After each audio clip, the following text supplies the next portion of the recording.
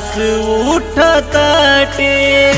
होली में तोहर डोली हमार लाश उठताटे। तोहर बाजता घर सनाई हमर रोवताड़े बाबू माई। होली में तोहर डोली हमर लाश उठताटे। होली में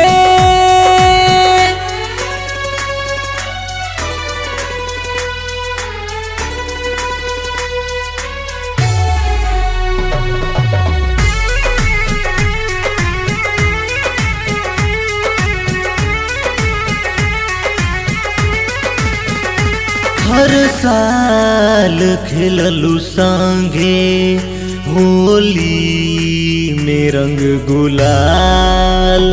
तब आंसू काहे जालू छोड़ी तन्हा ससुराल।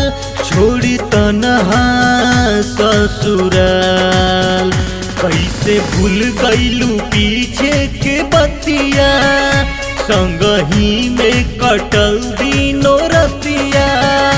होली में तोहर डोली हमर लाश उठताटे। होली में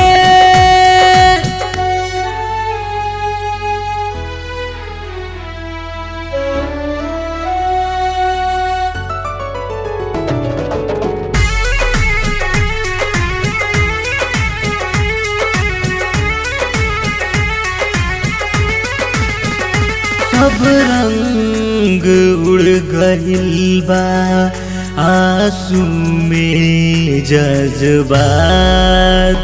अब याद के रोई फगुओ वाली बात।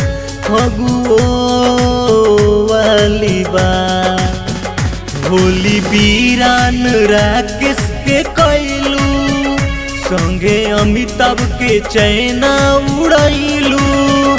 होली में तोहर डोली हमर लाश उठता।